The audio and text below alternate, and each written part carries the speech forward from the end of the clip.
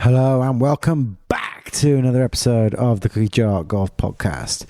We have just wrapped up the podcast with Matt Faldo and Keith Wood from the Faldo Series.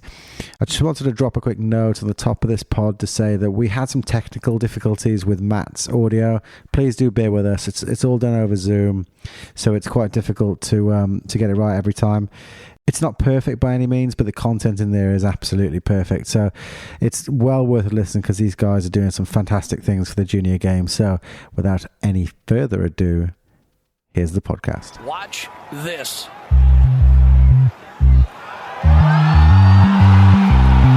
No way!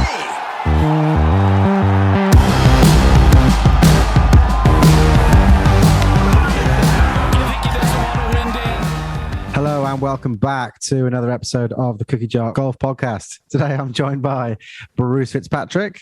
Hello. And we've got two guests from the Faldo series. We've got Matt Faldo. Say hello, Matt. Good evening, all. Good boy. And we've got former Irish international rugby player Keith Wood. Keith, how you doing?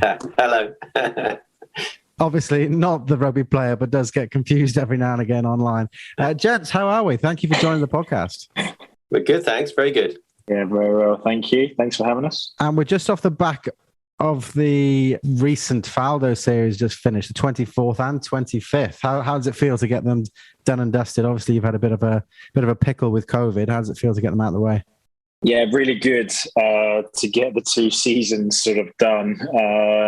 Obviously, last year we had pretty much everything lined up to good to go, but then the world changed March last year. We ended up having pretty much a season just across the UK last year, and then just as we were going to announce bringing our grand final from the Middle East back to the UK, we all went back into our sort of local lockdowns. We still promised the kids that they would get through to a grand final, and then that just obviously became a year later. We had again this year a UK season, and just great to finally wrap up the two seasons and start fresh next year. But nice to finish the 25th year with a great event at Rocket Hill. So, I mean, tell us a little bit about yourselves. Keith, we'll start with you. Tell us a little bit about yourselves and how you got into the game, and more importantly, how you got into the Faldo series and what you do at the Faldo series. I like most people, I got into the game because it was a hobby stroke passion, and ultimately that sort of progressed into something a bit more serious. And as with everybody, I wanted to be a tournament player. That was the dream, always was the dream and has been the dream. And then sort of it morphed really because I started to help a few players, and at a very early age, I helped a couple of tour players actually, and they did particularly well. And as with anything, you know, these things tend to follow. And I realised that I probably was the better communicator than I was a player, and I was probably going to make more of a career out of that side of things than playing the game, which on the one hand was great, but on the other hand I was slightly too young to make that decision. You know, sometimes you don't have the privilege of time to make those decisions, and so I was sort of early to mid 20s when I made that decision to go. I tried to play and coach at the same time, and that just never works. But looking back, I was way too inquisitive about the golf swing. I was way too experimental, and that really had an effect on my game, but made me probably the coach I am today. Sort of fast tracking forward. Ironically, actually, I was the head pro at Rocket Hall, where we had the grand final for many years, which was a fantastic place to be at the time.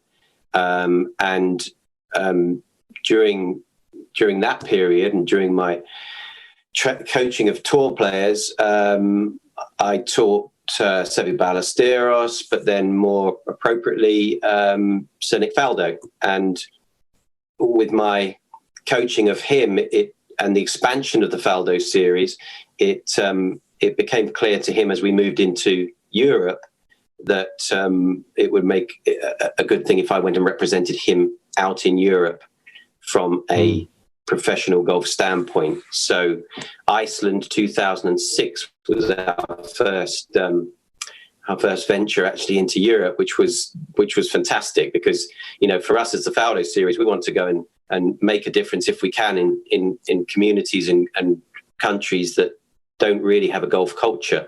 And I think Iceland was pretty the epitome of that at the time. And I remember, going into there and it's unusual that every participant wants a golf lesson, but it did happen. It's never happened since, but 70 kids wanted a golf lesson of Sir Nick Faldo's coach. And so for hours and hours and hours into the night at a driving range, floodlit driving range, I was delighted to do it because it was exactly what we wanted to try and do is try and make a difference. So that sort of then snowballed, and we started to move into other countries: Turkey, Russia, Greece, Slovakia, Czech Republic, Germany. I'm going to clearly forget someone, which I apologize for, but all these countries, or most of these countries, didn't really have any sort of golf culture whatsoever. And we were putting on, as we do today, professionally run golf tournaments. And on the side of it, I would go in, I'd work with a percentage of players. Some don't, quite rightly, they don't want to mess what they're doing in a tournament, which is fair enough. Some others struggle in the tournament and want my help. Others are inquisitive enough to sort of do it at the end of the tournament. Sometimes I just leave my contacts and it's months later that someone gets in contact with me and says, can you review my golf swing? It really doesn't matter how we end up helping. And the other one, which is a fantastic one for me, is to go in and help coaches. Do you do a lot of coach development as well? Yeah, we'll work with, I think Brazil is a perfect example. We go into Brazil and again, as you probably know, it's a developing golf country. We've been going there over 10 years, and we would go in there and work with the federation coaches, so the top coaches they've got, right the way through down to literally just some teachers, school teachers from some of the favelas, which are, whether are the slums really. And so you've got your top and the toe there. You've got somebody that may just be able to make a difference to some kids in the slums, to show them the game, literally just give them the basics so that they can impart that on anybody, any kid that wants to have a go.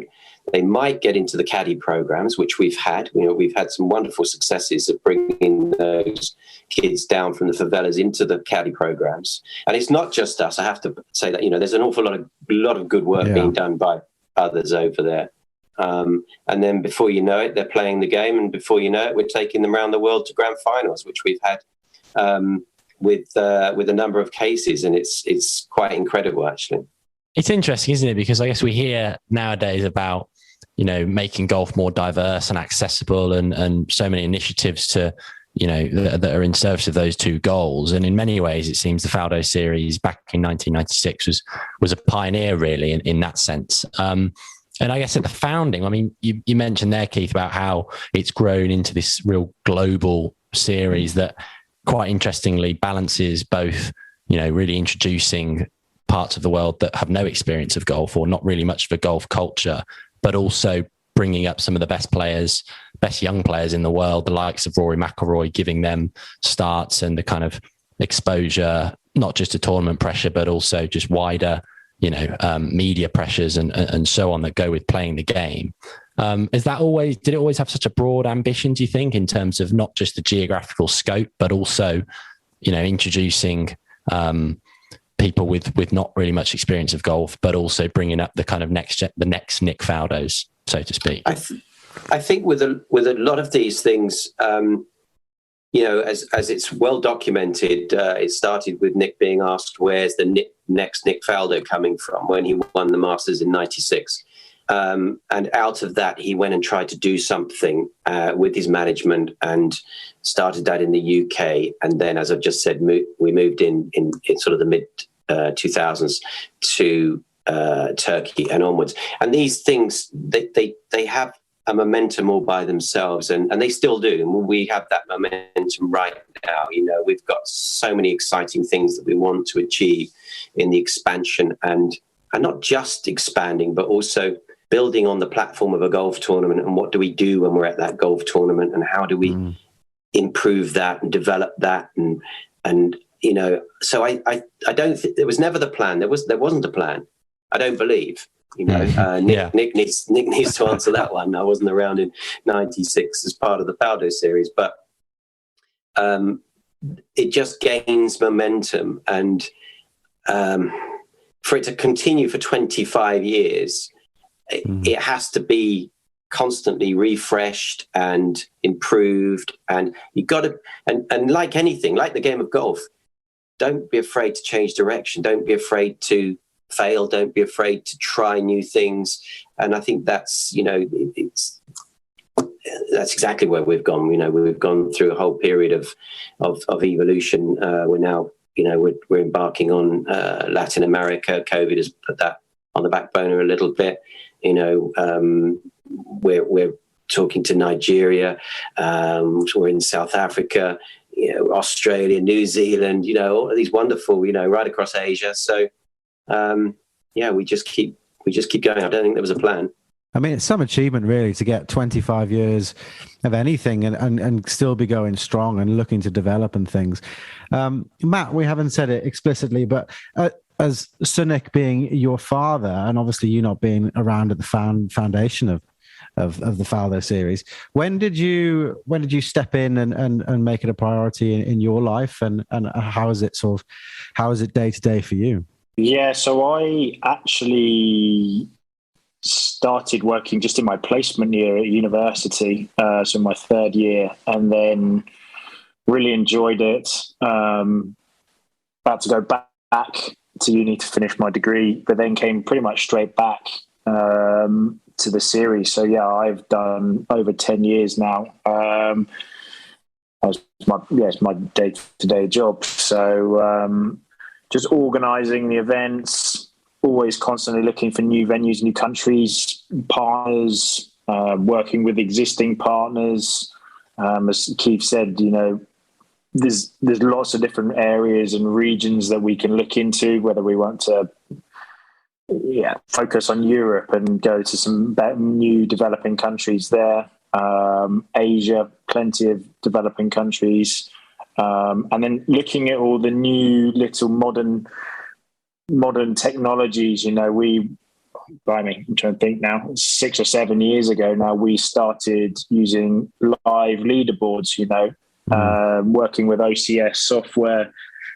We now do all our scoring on our Faldo Series app, and, the kids you get the instant live leaderboards and things like that. I mean, when I very first started, it was, write it down on a board type thing and taking paper scorecards, well, I know we still do that, but you know what I mean? It's those sort of things. And then now the last couple of years we've been doing live streaming. So again, shoving cameras on the final groups of the players. So, there's just that added pressure of, oh, wow, this is something new. I've never had a camera follow me as I'm trying to win a competition, let alone just think about how I'm presented to people watching me and things like that. So that's just in a qualifier. And then obviously once we go to grand finals, we've got Dad around to give clinics, Keith to give clinics and pass on all their expertise and knowledge. So then the kids are learning,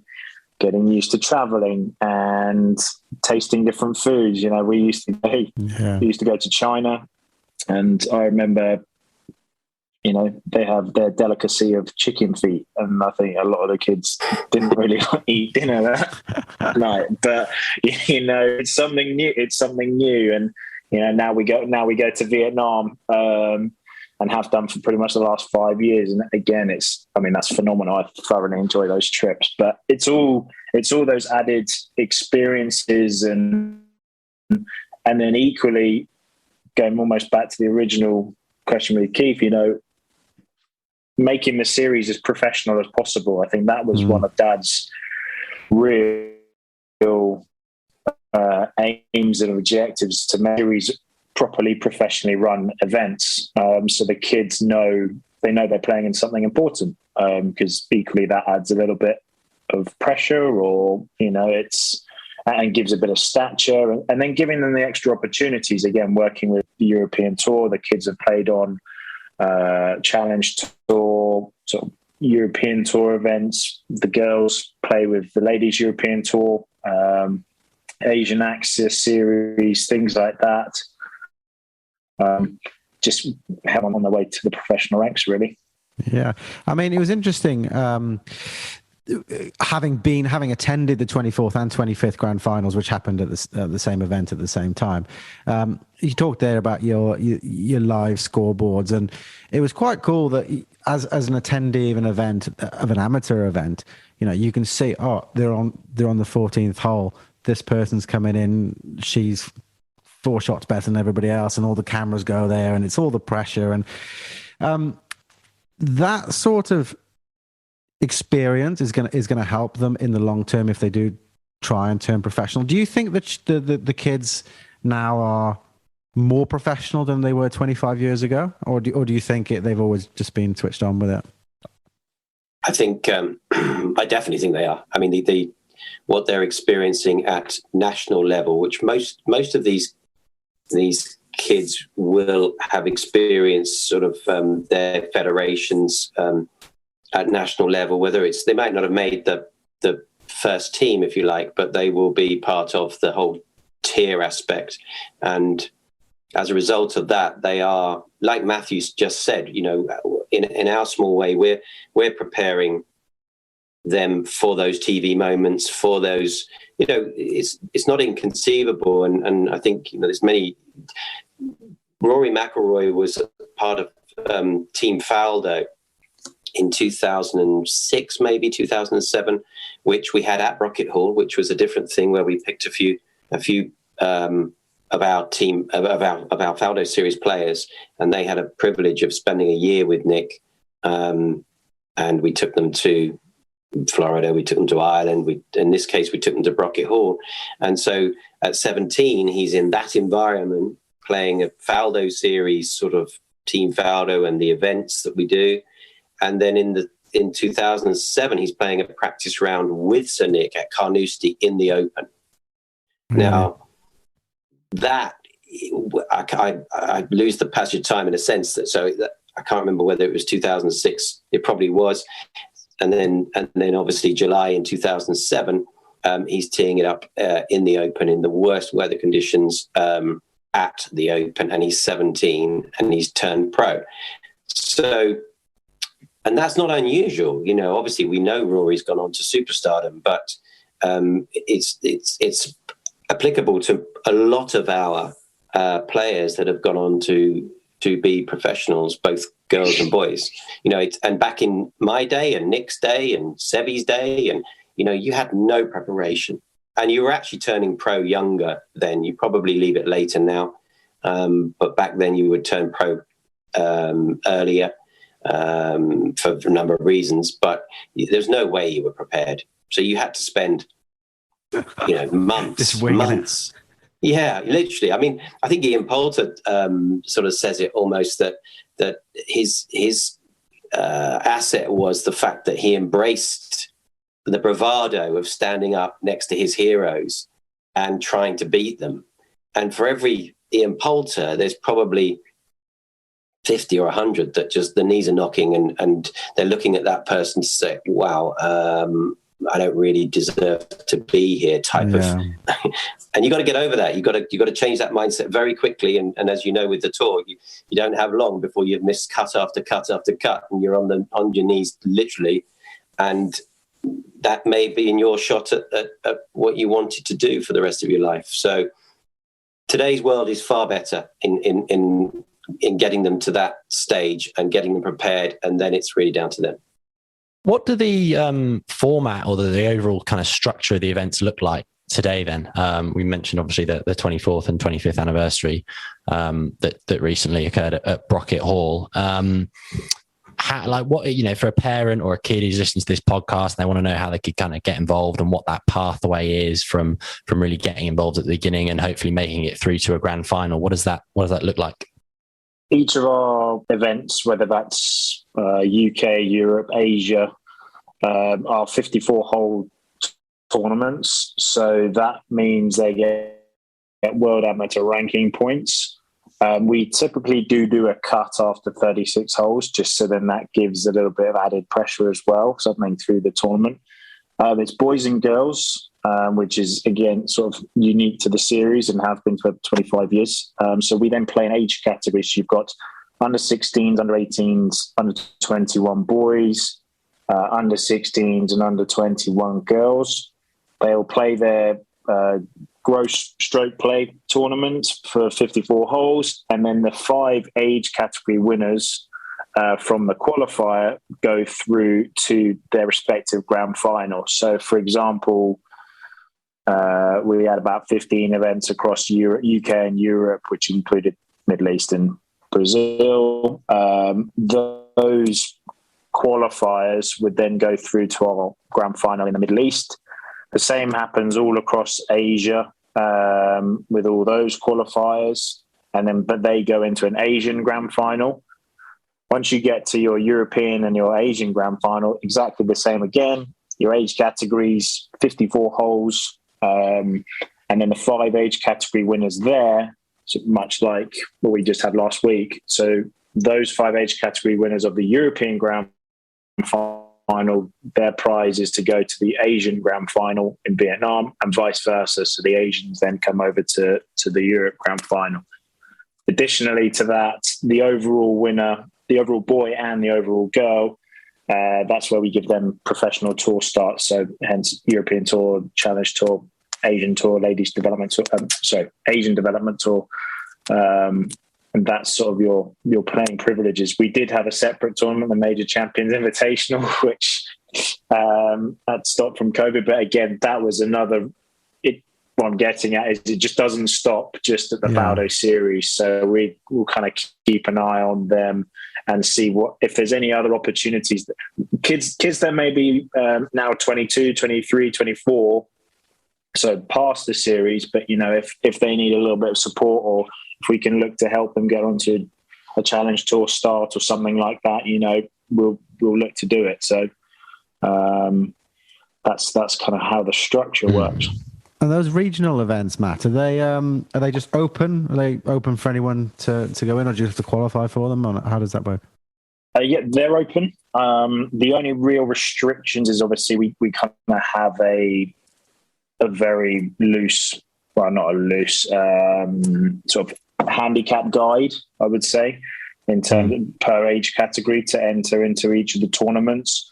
But then obviously depending on the entry numbers, we may have to do a ballot. So the cut may be obviously lower than that. So, which is a big thing. Obviously, the kids are always conscious of their handicaps and bits and pieces into getting into these tournaments. But I always just say, go play some good golf, and everything takes care of itself.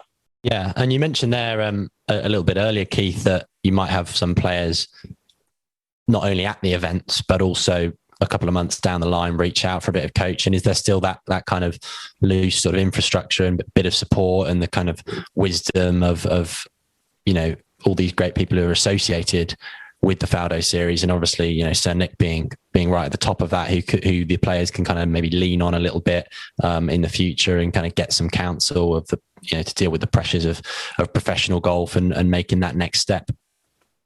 Yes, definitely, without a doubt. There isn't a country or an event I go to where I don't give my personal number, email, whatever, out to just go, look, let's follow up. I mean, it might be somebody I'm working with at the tournament, and that we want that continuity to continue. And it's not just me and the player. I mean, it could be me, the player, and their coach. This is about, I live and work very much in an isolated sport. It's an individual sport. Coaching per se, you deal with the pupil, a student, as opposed to, so for us, it's about sharing knowledge, or should be about sharing knowledge, but sometimes just how we're structured, we can't, it's you and a student, and that's it. So for me to get out on the road and be able to talk to a number of players, parents, sponsors, members of that club, it doesn't matter, it doesn't stop. And so invariably I will leave contact details. Now it's fantastic, isn't it? I mean, blimey, the week after, they can send me a complete slow-mo video of their golf swing, and it's like being in the room with them. I can analyze it from my studio back at base, send them comments, and that sometimes lasts years. I'm still dealing with kids that have, they're not kids anymore. They've gone on, some have turned pro, and they ping me the odd thing and just go, "What do you think to this?" I'm not their coach. They've got their own coaches. They've got their own expertise, but it's just another voice. It's another opportunity for them to sort of, I guess, learn, but also build some confidence in the fact that it's a second opinion, third opinion. And Sonic is no different. Sonic has spent countless hours helping and mentoring and being that voice as well. And of course, through the various social medias and Twitters and what have you, that is a lot easier. So yeah, it's I think we pride ourselves on very much that we don't just run a golf tournament and leave. There is that opportunity to follow up and continue the dialogue with them. You want to be careful, Keith, because Bruce is our resident swing tinkerer, and he's probably got more pictures on his phone of his golf swing than he has of his dog. It's oh, hang on, I've just had one come through. Sorry, Thomas. Pictures of a golf swing are the most pointless thing going. Yeah, come on. If you're gonna insult me, at least do it right. But no, seriously, I on that note, I mean, it must be quite interesting for you guys with the global reach now, the Faldo series, to go to a lot of different countries and see maybe different, I guess to a certain extent, different cultures around golf. I guess a lot is made of the American college setup and how that's fairly prolific for breeding, professionals who are almost just, they come out and they start winning golf tournaments, straight away. And maybe there's a bit of recency bias there with Morikawa and Matt Wolff and Hovland and so on. But yeah, I mean, is there anything there that stands out when you go to these different places? And I guess maybe coming from a UK background, just how different cultures, different countries go about, nurturing their young golfers of the next generation? I think from our point of view, you quite rightly, you mentioned, the States and the college system, the UK, the players here they've got plenty of coaching and plenty of support through counties, federations. They've got their own coaches, their own psychs, their own biomechanics. They're completely well catered. So that's why we don't take any coaching or any sort of fringe expertise into the UK events and North America. So for us, it's really about getting into those countries that perhaps haven't had any access to elite coaching, or the coaches need support and some guidance, some knowledge, some confidence boosting. They might be doing a fantastic job, but I've already mentioned how isolated coaching can be. You see it in other sports, don't you? I mean, how lonely is a football manager's job, standing on the touchline when he's lost 5 in a row, or whatever. And it's the same with a golf coach. So sometimes that those coaches are doing all the right things, and they just need to be told that for them to be released onto that confidence boosting. Other times they need knowledge. They need, they're hankering after knowledge. So that would be our market of getting in to those areas, those countries, those golfing cultures, or certainly embryonic golfing cultures, to really make a difference if possible. And whenever we go into those, it's embraced wholeheartedly. It's quite incredible how they'll sometimes the Faldo Series golf event is the pinnacle of their season, because they don't, over here we're spoiled, and the States is definitely spoiled with events of stature to compete in, and these youngsters have, they can do one a week if they want to, whereas we've had situations in Europe where we've had players when we've had a qualifier in Austria, Czech Republic, Germany, Poland, Slovakia, all sort of bordering each other.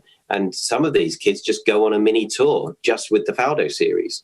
And so they'll go from one to another until they qualify or create a tour, because our events hold world ranking points. They just keep playing in those because they don't maybe get that opportunity in their own countries. So that's our markets. I've gone off a tangent a little bit, but I don't know what the original question was. It's all good.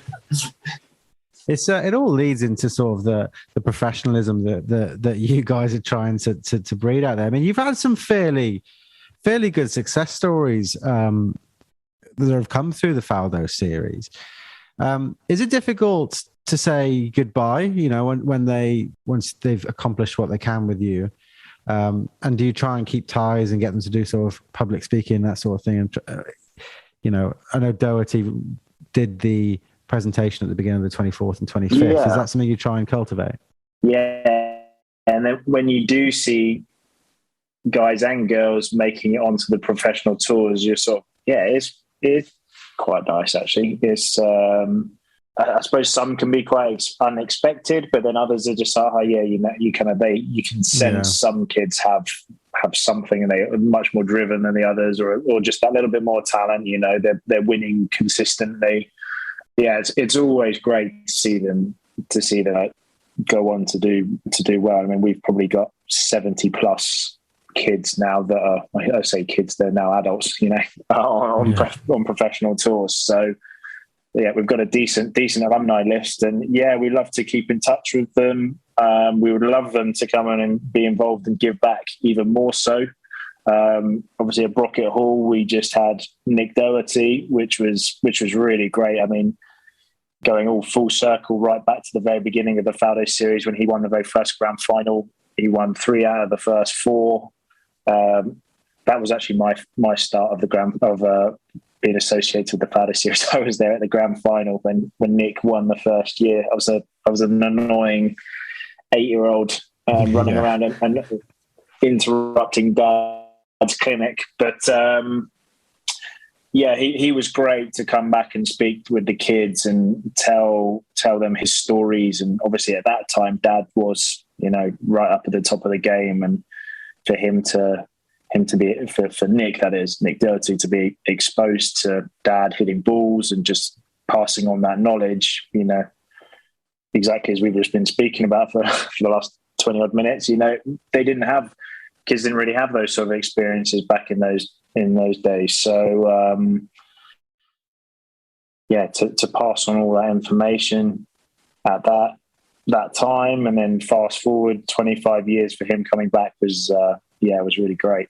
The other fantastic thing, and Nick Doherty is an absolutely perfect example of it, is that he's sort of gone through the series. He turned professional. He is a multiple winner on tour. And for whatever reason, that didn't continue. But a lot of our players, like me, start off with this dream of being a tournament player, but end up seeing an industry that they could be anything in. It's vast. Nick Doherty is a perfect example. He's now a fantastic golf pundit and commentator. Others would go into my side of things, into coaching or become club professionals or psychologists or biomechanics. They might, and so, one of the things we often have done, we've embraced people coming in to talk to our players. So some of the PGAs, for instance, come in and talk about life after tournament golf or instead of tournament golf. Not every participant of a Faldo Series has the dream of professional golf. They might be fine amateurs and enjoying the game, and they might have their eye on becoming a physiotherapist or something else, which golf offers them that opportunity. So to have Nick there, starting as a Faldo Series winner, going on to win on tour, not ending because he's now embarking on a completely new career in media in golf, is very, very powerful for these players to see. I mean, your list of alumni is truly extraordinary.